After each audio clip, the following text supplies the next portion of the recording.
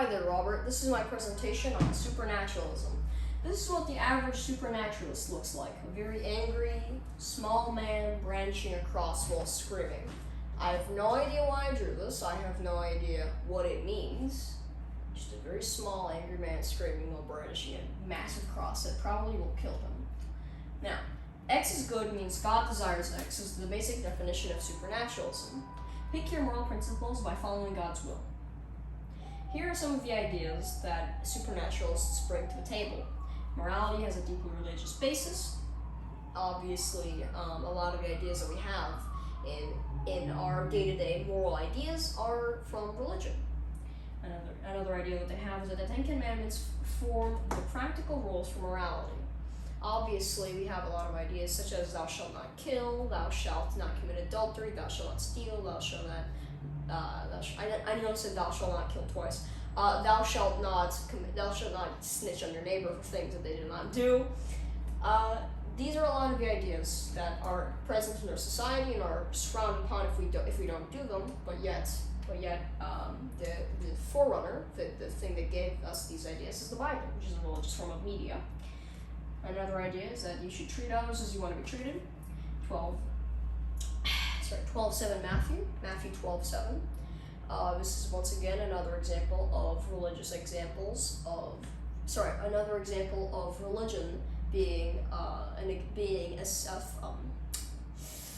a gateway to moralities. I think that's the proper way to say it. Now, the fourth idea is that God is the source of all basic laws. If God is able to create laws such as gravity, such as trees needing oxygen, that's just one example. No, sorry, carbon dioxide. Trees need carbon dioxide. Never mind. But those are two of the very bad examples I've given. Why couldn't have God created morality? The fifth example is that God is the only plausible source of objectively binding duty, because when you think about it, you can just say, if you have yourself as your source of binding duty, you can just go, I'll do it later, and nothing can stop you. If the society imposes these laws on you, you can break them. And you can also just wait until society becomes old and dies out, and then you won't have to follow the rules anymore. But God is beyond all those things. He is larger, more of an infinitely bigger than these small concepts known as society. So obviously he's in a bigger position to enforce rules on us. Now the final thing is kind of a code of reason that supernaturalists use to get in better contact with God. It's a mix of a Bible plus the church plus prayer plus reason, and then you can be able to know God's will a little bit better.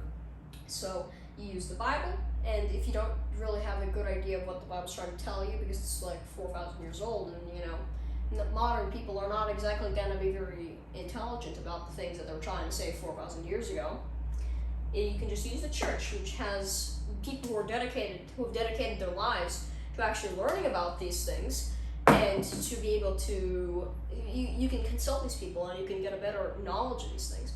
And if you don't like the church, then you can try prayer, which for the most part doesn't work that much for people, but occasionally, if you're very lucky, you can in fact get an experience that will strengthen your faith and allow you to be more knowledgeable about these topics. And finally, the last idea is reason. So in a perfect world, you could be able to combine all of these things, and you can finally finish it off with reason, so that you can use reason. You can use your own reason to be able to use your morality more effectively. So this sounds like a very nice little idea, but there's a lot of problems with this. The first problem is that atheists can make positive moral judgments without religion. So this is not exactly fully mentioned in this part, but in the book we're reading, Getzler, it describes how atheists cannot make positive moral judgments because they have ideas from a religion. And so the problem is that plenty of atheists I know can actually make just as many good moral decisions, if not more, than actually religious people. It's not about religion, it's about your common sense. Another problem with supernaturalism is that the Bible does not teach sin; it teaches obeying God.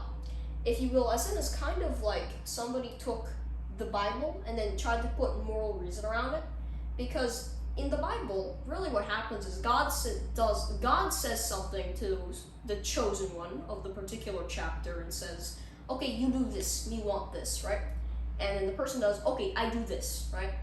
And after that, you just follow God's will. But there's no real actual moral reasoning, such as this is good, this is bad, etc. Because I think that good and bad are really just human concepts, now that I think about it. Like, animals don't have a sense of ethics, they have a sense of, okay, this thing's bad, this thing's good for me, because this thing's bad for me in the sense that it can harm me, I don't like that. And this thing's good for me, I eat that. That's it. It's nothing really more than that, but humans are kind of the ones who created this concept.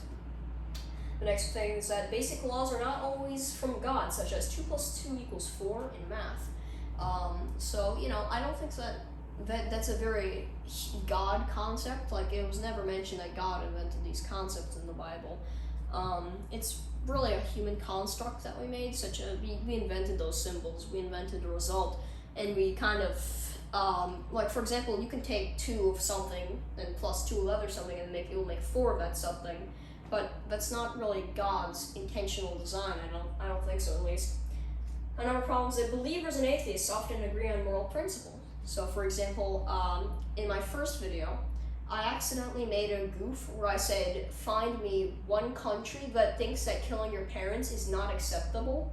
And I meant to say that killing your parents is not acceptable. Find one country that thinks that thinks it is acceptable.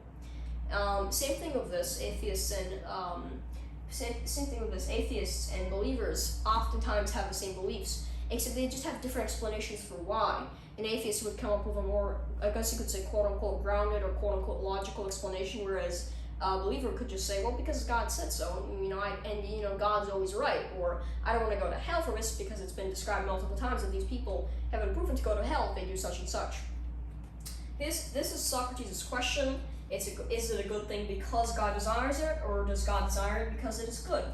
I think the only logical answer is that God desires it because it is good. Otherwise, you'd have to say that racism would be good according to God if he desired it. Because is it a good thing because God desires it? You could just say that, oh, what if God desired, I don't know, for us to eat our own fecal matter? It would not be good by any standard, even if God wanted it to be. So now we have